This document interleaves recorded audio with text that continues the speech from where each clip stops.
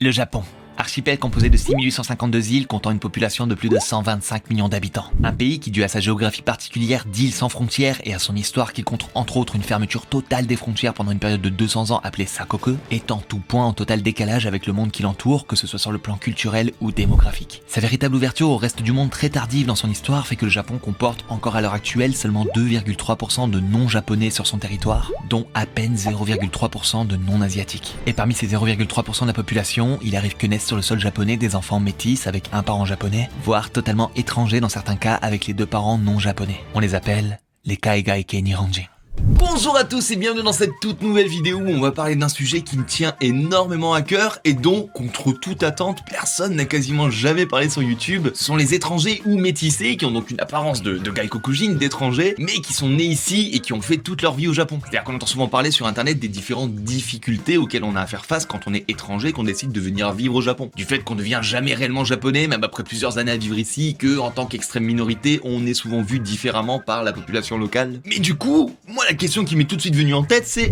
comment ça se passe pour un petit étranger qui naît ici et qui fait toute sa vie au Japon? Une personne dont le japonais est la langue principale et dont la culture qu'il connaît le mieux est la culture japonaise. Est-ce qu'ils arrivent vraiment à s'intégrer au Japon? Est-ce qu'ils sont considérés malgré eux comme des étrangers toute leur vie? Bah écoutez, c'est pour répondre à cette question qu'aujourd'hui j'ai décidé d'interviewer trois amis à moi, Mokhtar qui est sénégalo-japonais, Miki qui est américano-japonaise et Joshua. Lui c'est particulier parce qu'il fait partie d'une famille d'étrangers qui vit au Japon depuis 3 générations. Truc de ouf. Et autant vous dire que les réponses qu'ils m'ont données à mes questions, c'était plus que surprenant. Vraiment. D'ailleurs très rapidement, je fais jamais ça d'habitude, mais cette vidéo encore une fois c'est une vidéo qui me tient beaucoup à cœur et j'aimerais qu'elle atteigne le plus de public possible. Donc n'hésitez surtout pas à liker la vidéo et à la partager sur vos différents réseaux, ça pourrait énormément aider pour son référencement. Sur ce, écoutez, je vous laisse vous préparer votre petit café des familles, nous vous le savez, on perd pas plus de temps. C'est parti.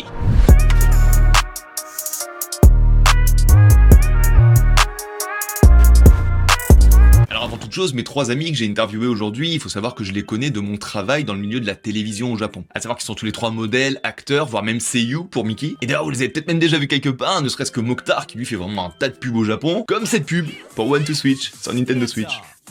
Bah ouais, c'est lui. À savoir que le milieu du modeling et de la télévision au Japon, ils sont assez friands des étrangers qui savent parler japonais. C'est comme ça que moi j'ai pu en faire mon travail aussi. Voilà, il y a pas mal d'étrangers nés au Japon qui assez naturellement se dirigent vers ce milieu. Ceci étant dit, je vais maintenant les laisser se présenter. 私はディーフモクタ頼り内田です。年齢は今29歳です。お父さんがセネガル人でお母さんが日本人。神奈川県横浜で生まれ育ちました。ミッキー・クラークです。私は父親がアメリカ人で母親が日本人で、生まれたのは日本なんだけど父親が軍だった関係で、軍の基地の中で生まれて結構バイリンガルな環境では育ったかなって思います。僕の名前はジョシュア・トムソンです。現在26歳で日本生まれ日本育ちの国籍はイギリス人なんですけど、ずっと東京近辺で育って、でもおじいちゃんおばあちゃん4人とも1950年とか60年からずっと日本に住んでる。イギリスとニュージーランドとオーストラリアから4人とも来て、両親は2人とも北海道で育って北海道で出会ってで僕が生まれてみたいな感じのすごくあんまり聞かないような家族。Alors comme vous pouvez le voir, je suis assez content parce qu'on a trois profils assez différents avec Mokhtar et Miki qui eux sont métis donc, et Joshua qui lui est totalement étranger, ce qui est assez incroyable d'ailleurs quand on y pense. C'est-à-dire que ses grands-parents des deux côtés sont venus au Japon après la guerre, ils ont eu chacun de leur côté des enfants qui ont été élevés au Japon, et c'est ces enfants-là qui se sont mis ensemble et qui ont eu Joshua. C'est une famille d'étrangers sur 3 générations qui vit au Japon. C'est incroyable. Et d'ailleurs vous allez voir dans ses réponses que ça rend le cas de Joshua assez particulier. Mais il est à présent temps de rentrer dans le vif du sujet et on commence par un des sujets les plus importants. L'identité. アイデンティティは僕にとって重要なテーマでありました。自分が日本人なのかセネガル人なのかっていうと、確かに日本人みたいな考え方とか反応とかすると思います。なぜなら僕は日本に長く生まれ育ったし、何より日本の文化とかそういった考え方がすごく好きだから。家の中では僕は完全に自分を外国人って思ってたの。日本の感覚を持ってる人が家の中にいないから、なんとなくイギリスとかニュージーランドに自分のアイデンティティを置きながらでも外では日本語を使いつつ、なんかどこの国って聞かれるとなんかもう全部がひっくるめて自分、ジョシュアみたいな感じかな。だからすごい難しい。私の場合結構気持ちだったりとか、仕草だったりとか、やっぱり日本で育ってる分日本人に近いかなとは思うんだけど、やっぱりちょっとこう楽観的な考え方をする部分もあるから、それはアメリカの血が入ってるからかなとは思う。よく知ってるから僕の中のどこが日本人かわかる。けど、セネガルは何がセネガルなのかそんなに知らないから、僕の中のどれくらいがセネガルなのかっていうのがあまり説明できない。Ce qui ressort beaucoup ici, c'est qu'en ce qui concerne Mokhtar et Miki, le fait d'avoir eu un parent japonais, c'est ça qui leur a apporté en quelque sorte leur identité japonaise. Contrairement à Joshua, qui comme il l'a expliqué, ayant ses deux parents étrangers et aucune présence japonaise à la maison, lui depuis petit il s'est toujours considéré comme un étranger vivant au Japon, même si ses deux parents eux-mêmes ont été élevés au Japon et parlent couramment japonais. Mais du coup, malgré cette question de l'identité qui, comme vous avez pu le voir, est assez difficile à trancher en soi, la question que je me pose, c'est pour eux, à quel moment ils se sentent plutôt japonais et à quel moment ils se sentent plutôt étrangers. 言葉をはっきり言わないで、なるべく相手に合わせようとしたり、すくってふと出るこういう、ありがとうございます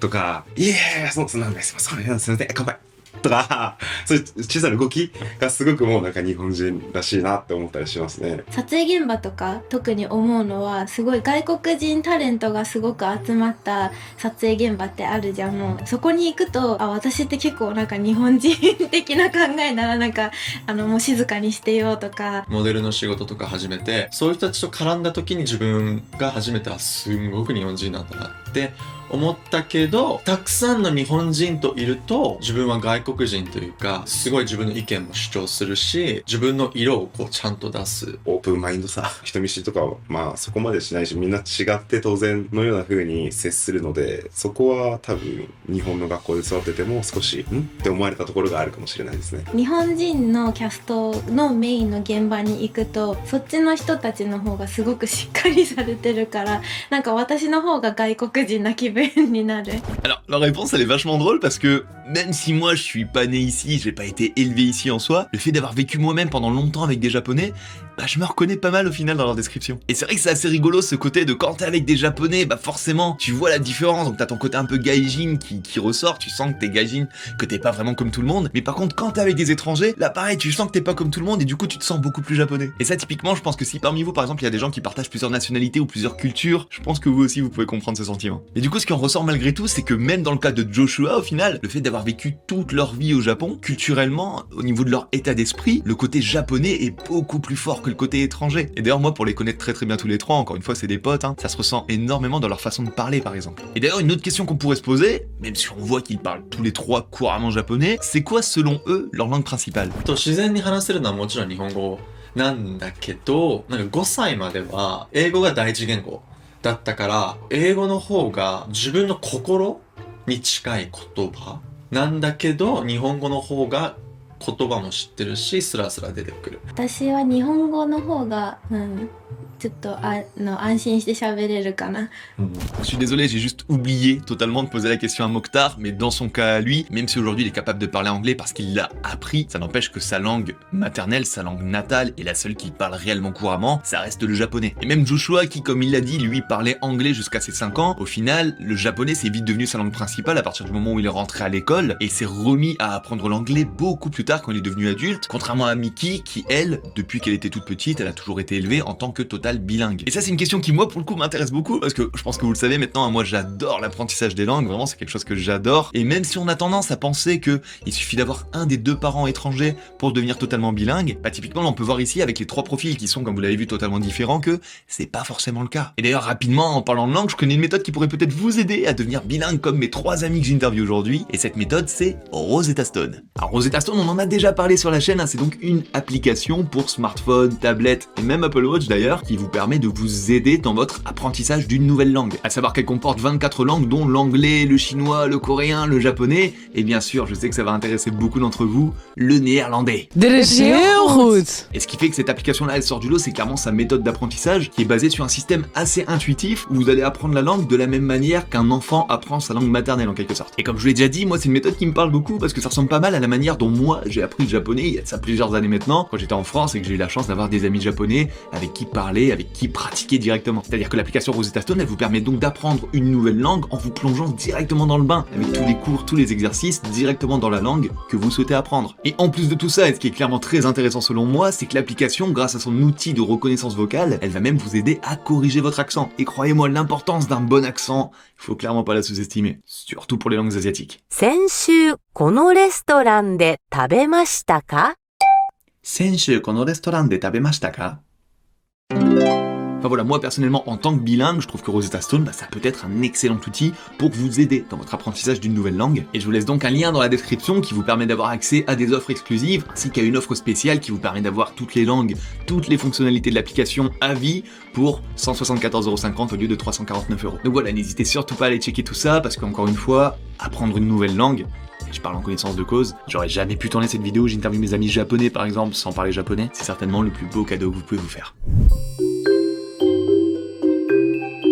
Alors je sais pas pour vous, mais moi une question qui me vient tout de suite en tête quand je pense à un enfant étranger qui est né et qui vit au Japon, c'est comment ça se passe à l'école. Parce qu'un petit gaijin au milieu d'une classe de japonais, forcément il se fait remarquer. Et du coup logiquement, on peut se poser la question de son intégration. Et surtout, lorsqu'on parle d'école au Japon, malheureusement il y a un sujet qui revient forcément sur la table, et certains d'entre vous l'ont certainement, c'est celui du hijime. Alors, hijime, pour faire simple, en japonais, c'est un terme qui signifie embêter. Et même s'il peut être utilisé pour des simples chamailles entre potes, c'est aussi un terme qui est utilisé pour parler des bizutages et harcèlements qui se produisent à l'école ou encore dans le milieu professionnel au Japon. Et il faut bien comprendre que c'est un sujet qui est extrêmement important et qui est pris très au sérieux au Japon, parce qu'on compte pas moins de plusieurs centaines de milliers de cas chaque année. Ce qui, quand ça va trop loin, peut être une cause de chez certaines personnes, ou de renfermement social, c'est-à-dire des personnes qui s'enferment chez elles et qui refusent d'en sortir, ce qu'on appelle plus couramment des hikikomori. Pour vous dire, c'est tellement un sujet pris au sérieux ici qu'il y a plusieurs lois, plusieurs mesures de lutte contre le harcèlement qui ont été mises en place par le Japon depuis plusieurs années maintenant. Mais donc pour en revenir à notre sujet aujourd'hui, la question qui nous vient donc tout de suite en tête, c'est comment ça s'est passé à l'école pour nos trois amis étrangers? もちろんいじめは経験したけど、結構こんな性格だから気づかないふりして生きてた。いじめらしいものはなかったんですけど、この見た目ですから、当時やっぱ少しでも喧嘩になるとすぐその見た目のこととか言われて、グッと来たりしましたね。まあこれ別にカットでもいいけど、なんか廊下で首絞められるとか、なんかすごい本当になんかあったけど、黒人とか、なんで汚ねえ風呂入れよとか、この手とこことここは違うからオセロだとか、それくらいかな。一人だけちょっと多分私のことあんまりよく思ってなかった先生がいたみたいで、結構きついこと言われたことはあったけど、なんかもう学校来ないでほしいって言われたことも正直小学校の時一回あって。でも高学年 5年生6年生とかになってどんどん周りがこう、なんかジョシュアって面白いねみたいな、やっぱり最初はみんなこう慣れてなくてどんどん慣れてたかな、周りが。小学校の時だけだったの、いじめられてたのが。私が中学校入ったぐらいの時にタレントのベッキーっていう子がすごく人気が出てきた頃で、だからハーフが浸透してきたというか、すごい友達になりたいっていう子が多く、そうだからすごい小学校とは真逆の扱いだった。サッカーとかもやってたんで、他のところで自信というか、友達が認めてるところがあったから、それもいじめにならなかった要因かな。いい思い出しか残ってない。学校の雰囲気とかが本当に大好きで、中学校一瞬インターナショナルスクール行って、中1中2でもあまりにも合わなくて、その外国の雰囲気、アメリカの雰囲気、日本の学校戻った瞬間にもうでも蘇る感じですごく楽しくて、いじめはほんと小学校の低学年とかだけで、他はもう楽しい思い出しかないかもしれない。Et alors là, je vous avoue, c'est super intéressant parce que même moi, mais vraiment, je m'imaginais la période scolaire pour des petits étrangers beaucoup plus compliquée que ça. Parce que quand on entend certains cas de violence ou de hijime qui ont eu lieu au Japon, on a tendance à s'imaginer le pire. Et donc assez facile de faire un rapprochement un peu hâtif et de se dire que pour un petit étranger au Japon, mon Dieu, ça doit être horrible. Mais au final, ce qui ressort de leur témoignage, c'est que même si, effectivement, donc, ils ont bien subi un peu de hijime, surtout quand ils étaient à l'école primaire, qu'ils ont subi des brimades, au final, ça s'est très très vite calmé, et ils m'ont avoué tous les trois qu'aujourd'hui, quand ils se remémorent leurs souvenirs d'école, ils ont que des bons souvenirs. Le plus surprenant étant Joshua d'ailleurs, qui lui a quand même essayé d'aller en école internationale pour, au final, au bout de 2 ans, en avoir totalement marre, et décider de lui-même de retourner à l'école publique japonaise parce qu'il s'y sentait mieux. C'est ouf! Ce qui prouve quand même que contrairement à l'image que les médias en font, l'école au Japon, c'est pas si terrible que ça. D'ailleurs, j'ai profité du sujet de l'école pour poser la question à Mickey en ce qui concerne les cheveux. Parce que certains d'entre vous le savent certainement, mais dans beaucoup d'écoles au Japon, les écoliers n'ont pas le droit de se teindre les cheveux, si vous voulez. C'est-à-dire que la plupart des écoliers, ils ont les cheveux noirs, ils ont pas le droit de se faire une autre couleur, de se décolorer les cheveux, etc. Et l'effet qui se coule de ça, c'est que quand t'as un japonais qui naît avec des cheveux beaucoup plus clairs, pour qu'il soit comme tous les autres, à lui par contre, on va lui demander de se teindre les cheveux en noir. Ce qui est, on est d'accord, totalement stupide. This is bullshit. Mais du coup, la question que je me suis toujours posée, c'est comment ça se passe pour un petit étranger au Japon? Est-ce que lui aussi il va se teindre les cheveux en noir? 書いた証明書地毛が明るいですってお母さんが証明書書いてくれて学校に提出したの。なんかその理由があって、ニュースでもともと髪が明るかった日本人の女の子が学校に登校した時に先生に黒いスプレーをかけられたって。それを私が経験するってなったら悲しいから、その証明書に書いてくれて、なんか父親が金髪のためみたいな感じで。だから私は髪の毛に関しては高校では別に何も言われることはなかったかな。 Ah là là, c'est fou quand même de se dire que ce désir que tout le monde rentre dans le même moule, ça peut amener à des extrêmes comme ça, même si, comme Mickey le dit, aujourd'hui il suffit d'avoir une signature des parents ou une signature du médecin pour qu'il y ait aucun problème, mais quand même, c'est ouf. Enfin voilà, tout ça pour dire qu'au final, là où moi je pensais vraiment que l'école c'était certainement une des pires périodes pour un petit enfant étranger né au Japon, bah il s'avère que pour nos trois amis en tout cas, c'était pas spécialement le cas, et je vous avoue, ça fait super plaisir, et c'est assez rassurant de pouvoir casser en quelque sorte les a priori sur le sujet. Comme quoi, c'est jamais bon de faire des généralités. Alors voilà, typiquement encore une fois un sujet très intéressant parce que quand on voit à quel point les gaijins qui viennent vivre au Japon, ils peuvent vraiment galérer à ce niveau-là, bah on peut logiquement se demander comment ça se passe pour quelqu'un avec un physique d'étranger, même s'il est né ici, pour s'intégrer au Japon. なんかラッキーだなって思う時もある。なんかちょっと日本語喋っただけですごい褒めてもらえるから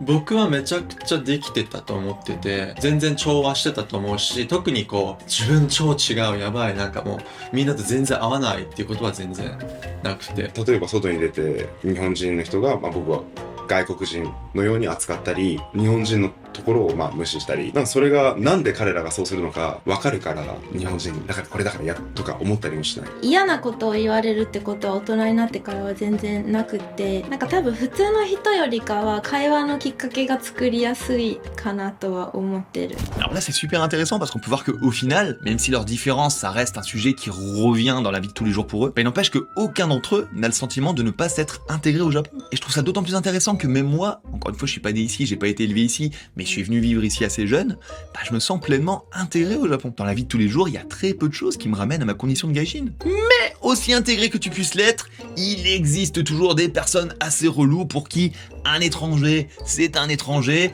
et qui n'arrive pas à concevoir qu'un étranger puisse parler japonais ou qu'un étranger puisse avoir été élevé ici. Et donc j'ai demandé à mes amis comment eux, ils réagissaient quand ils avaient affaire à ce genre de personnes. なんか10代の時は正直すごく嫌だった。友達みたいになりたいとか、なんでもうちょっと日本人の顔に生まれなかったんだろうとかってやっぱ悩む時期があったりとかして、その時期にそれをされた時はなんかあーってなってたけど、なんか日本育ちって言ってんのに、なんでそんな日本語上手いのとか、髪の毛なんか明るいねとか、なんか毛の色の話とか言わなくてよくないってとこまでこう言ってきたりするから、あっちからしたら褒めてるのかもしれないけど、こっちからすると毎回あなたは僕たちと違う、あなたは違う、あなたはどう見ても私たちと違うっていうのを毎回こうリマインドされてる気分で、いや分かってるから思うけど、その気持ちを抑えて、なんかありがとうみたいななんかって感じですかね今は全然正直もう気にならないというか、もうルーティーンみたいになってて、こう聞かれるのが当たり前だからこう返すのも当たり前みたいな。 Ok, donc mine de rien, comme le montre Joshua, ça doit être quand même extrêmement relou que dans ta vie de tous les jours, tout le temps, on te réexplique à quel point t'es différent des autres. Ouais, c'est vrai que ça doit être extrêmement relou. Mais comme pour l'école en quelque sorte, là où moi je m'attendais à ce que vraiment ce soit une véritable torture pour eux, j'ai été assez surpris de voir qu'au final, ils le prennent pas si mal que ça. C'est d'ailleurs très rigolo de voir que ça les fait beaucoup moins chier que les étrangers qui eux viennent ici au Japon, qui s'en plaignent eux pour le coup tout le temps, alors que logiquement on aurait pu penser l'inverse. Ça doit être la culture. D'ailleurs, un truc dont on n'a pas encore parlé, Mokhtar tout à l'heure, il nous disait que lui, ça lui faisait plus rien, parce qu'il avait compris pourquoi les Japonais réagissaient de cette manière-là. Mais du coup, pourquoi? 例えばまず自分のアイデンティティを見つめ直す最初、つまり小学生とかそれくらいの時見た目が違いますね。他の子供とかが駅歩いたりしてると、あ、外人だ。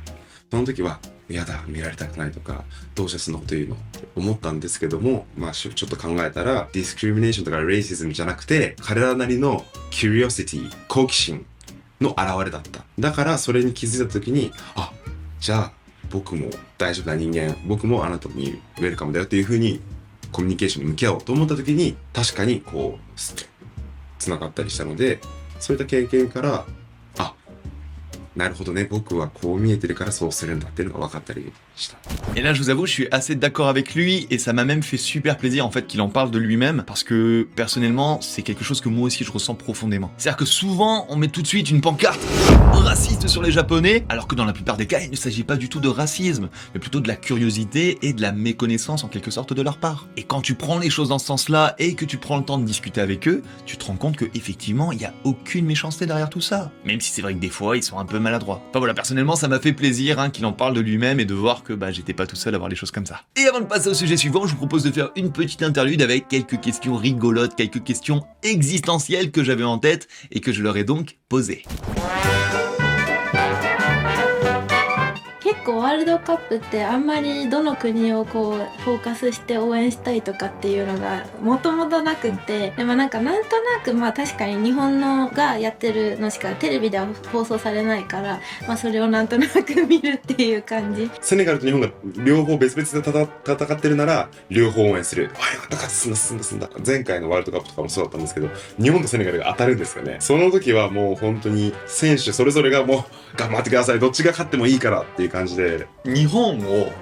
まともに応援したことがなくて、日本はあくまでも自分がただ住んでる国、応援していいって思ったこともないし、応援したいと思ったこともなくて、自分の母国を応援したいっていう気持ちが強かった。そういう時は、ありがとうございますって素直に、実は母が日本人なんですよって素直に言います。その時ありがとうございますって言ってる。僕ね、いつも言うのが、そんなことないよとか、マジとか、そうとか、めちゃくちゃ日本人みたいな返し方をするのね。わ、すごい上手ですねって言葉だけだと日本語頑張って喋ってくれてるっていう風に伝わっちゃってると思うんだけど、多分実際は日本語を勉強してくれてありがとうみたいな気持ちも多分あって言ってると思うから、理解できるようになってからは特に気にならなくなった。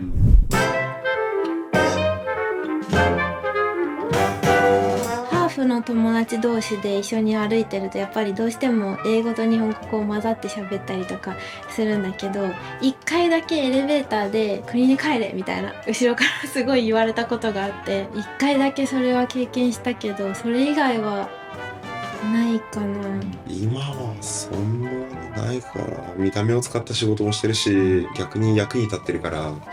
特に今パッとは出てこないかもしれない。でもやっぱり良くも悪くも対応が他の人と違う。見た目の話じゃなくて名前なんですけど、カタカナで長いからなんかサービスを受けるときに、ディーフのでは立ちつ手に点々でネギスのでフス名前が来たでなはいとして最後にまたって内田が入りますみたいな。あ、はい、わかりました。Alors pour le prénom étranger beaucoup trop long, bordel de merde, je suis d'accord avec lui. Parce que pour la moindre demande, à chaque fois on nous demande notre nom complet. Mais si ton nom il a le malheur d'avoir des sonorités étrangères et de s'écrire tout en katakana, mais c'est une galère sans nom. Tu le sens le trauma? Sinon, à part ça, on peut voir que là aussi, aucun d'entre eux ne ressent de réelles difficultés à vivre au Japon, contrairement à ce qu'on pourrait logiquement s'imaginer. Mais connaissant bien le Japon, qui peut être un petit peu coquin parfois, j'ai quand même essayé de creuser un peu plus certains sujets, comme le travail par exemple. Et là, on peut voir que sur certains points, ça glisse. Ça glisse fort. 私が今は染めてるけど染めてない時、テーマパークで働きたくて、普通のお客さんを相手にするキャストとしてそれの面接に行った時に、地毛だったけどそのテーマパークでの規定の範囲内の色の明るさじゃないから、ここで働きたいなら髪の毛を黒く染めてくださいって言われちゃって。例えばアルバイトの時に「お名前なんですか?」ってカタカナで言ったら「外国人なんですか?」あ、ハーフなんですけど、そうですか。それって白人系、黒人系どっちですか？黒人系です。ああ、それだとちょっと難しいですねって言われて、あら。合格の連絡が来て、でもそれでも染めろって言われたからやらなかったんだけど、じゃあ外国人はここでどうやって働いてるんですかって聞いたら、みんなお客さんに見えないポジションで働いてるって言われて、でもそれはもう本当10年前とかの話だから、多分今はさすがにそんなこともうないって信じたいんだけどAlors je vous avoue, ça m'a bien fait rire de voir que leur délire de couleur de cheveux, là, ça pouvait aller jusque dans le milieu professionnel. Non mais what the fuck au bout d'un moment. Après, c'est vrai, c'est Disneyland. Faut préserver le côté féerique, tout ça. Quel bullshit. Et pour Mokhtar, bon bah là c'est malheureux de voir qu'il subsiste encore ce genre de préjugés là dans certains milieux, même s'il m'a quand même précisé que ça s'est passé il y a plus de 10 ans maintenant, et que ça se passerait certainement plus comme ça aujourd'hui. Sinon, restant sur le thème du travail, alors comme je vous l'ai expliqué, aujourd'hui tous les trois ils bossent tous dans le milieu du modeling, dans le milieu de l'entertainment, et même si c'est vrai que être étranger et parler couramment japonais, c'est un énorme plus dans ce milieu, est-ce que vous pensiez réellement qu'ils étaient totalement épargnés par les préjugés? ハーフとしてオーディションに呼ばれることはすごいあるんだけど、なんかあなたハーフっぽくないねって、もうちょっとアジアのあれがないと受からなかったりとか。例えばこのモデルの仕事でも、例えば日本でもその時やっぱりブラックのモデルが少なかったんですね。最初行った時に、いやーごめんなさい、もうね、もう黒人の人一人いるからもう大丈夫。で、その後別のいい事務所に僕が入ったんですけど、そしたらそこがちょっと後悔して、また別の黒人もどんどん取り出して。普通に日本語はもう全く訛りがないぐらい喋れるけど、やっぱり日本人と同じような役者の位置での仕事はできないし、ナレーションとか声の仕事をしてて、たまに日本語のナレーションの仕事が入るようにはなったけど、それでもやっぱりなんかわざとなまってほしいとか、もうそれがすごい嫌で、私はもう訛りの仕事はやらないって言って。これはもう日本の話じゃないですけど、中国とかには連絡したら Sorry, we don't have market for your color skin.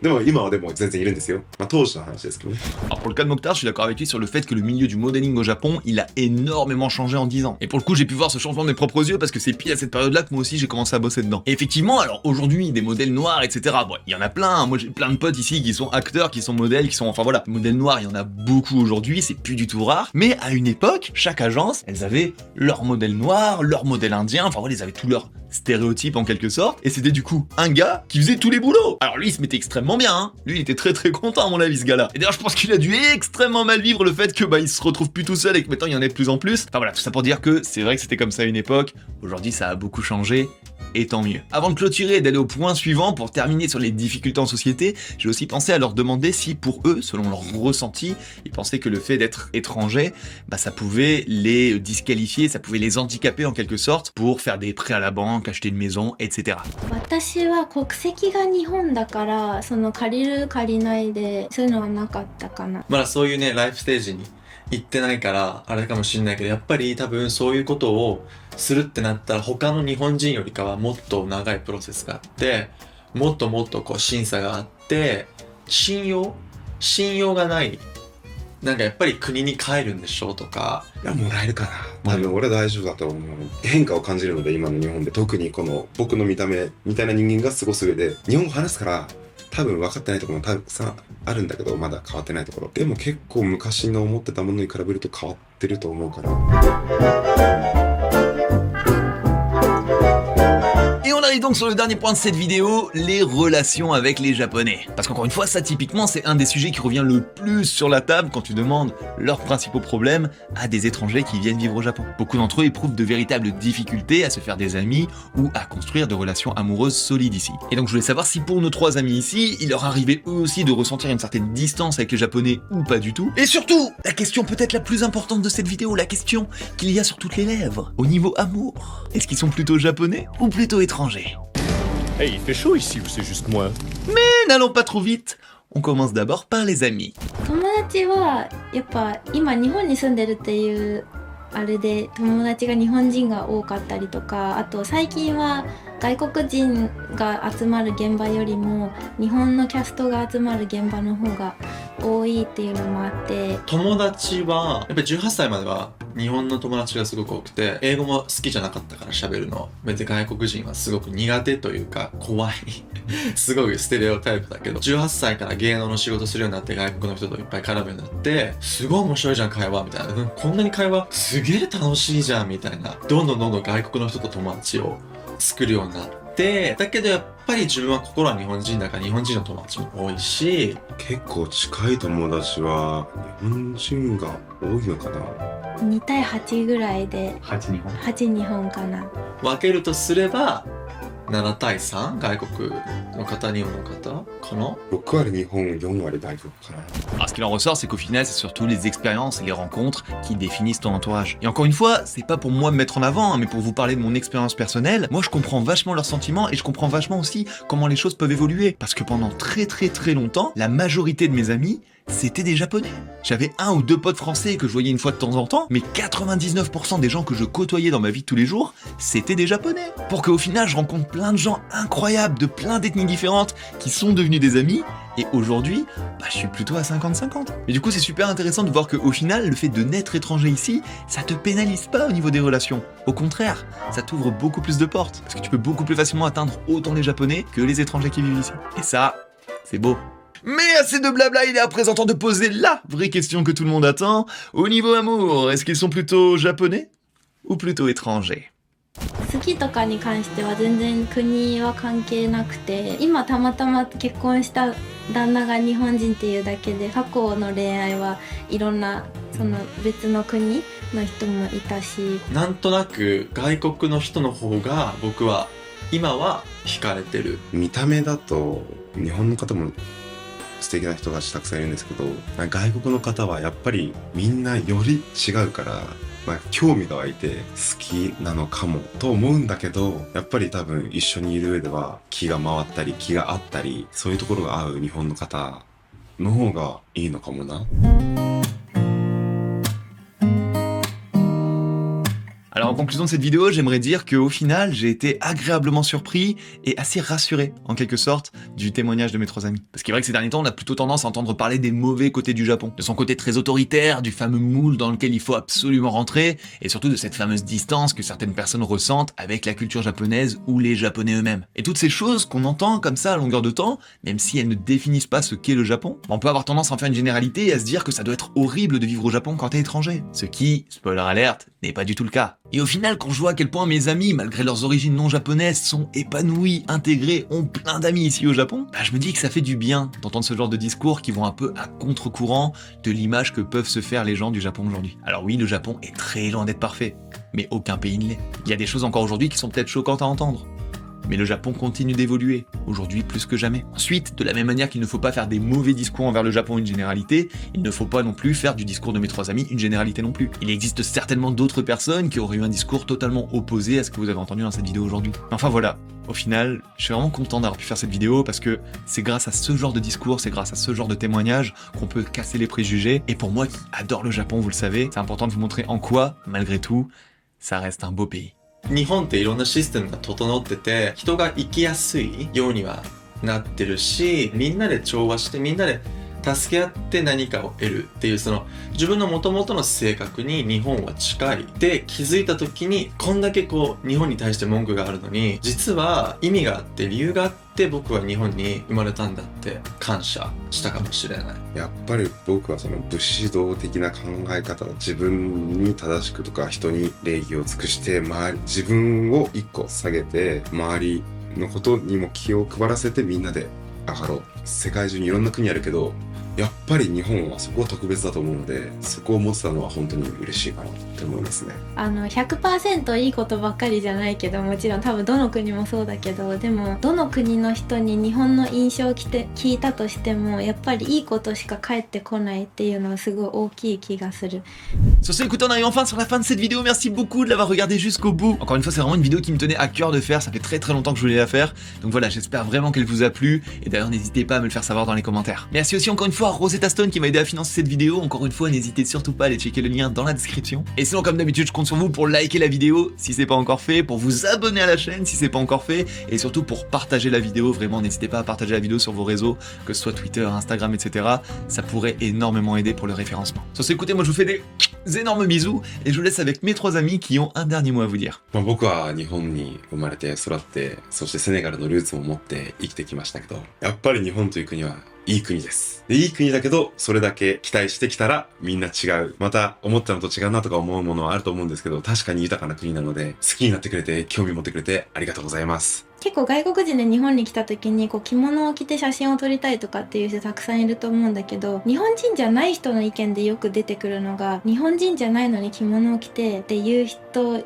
いっぱいいるみたいで、なんか日本人は逆に外国人が着物を着て写真を撮ってくれるのとかってすごい嬉しいことだから、大体そういうのを言ってる人って多分日本に住んでなくて日本の文化を知らない人たちだと思うから、本当気にせず日本で体験したいことを思いっきり体験してほしい。最後に付け加えるとすると、今回そのオファーもらった時にその2つ返事で本当にやらせてくださいって思った理由があって、例えば自分は日本育ちって言ってるのに、なんかこう日本人の人に嫌な対応されることがたまにあって、そういう時に一番助けてくれるのがいつもフランス人なの。フランスの人が僕を一番日本人と思ってくれることが多くて、フランスの方々にメルシーボクです本当に。なんだろう、なんか私今声のお仕事をしてて、多分フランスでもジャパンエキスポとかってあると思うんだけど、いつかそこで私の声が流れたらいいなって思ってて、みんな知ってるキャラクターです。それで気づいてもらえたら嬉しいです。Alors à votre avis, elle fait la voix de qui? Je vous laisse me l'écrire en commentaire.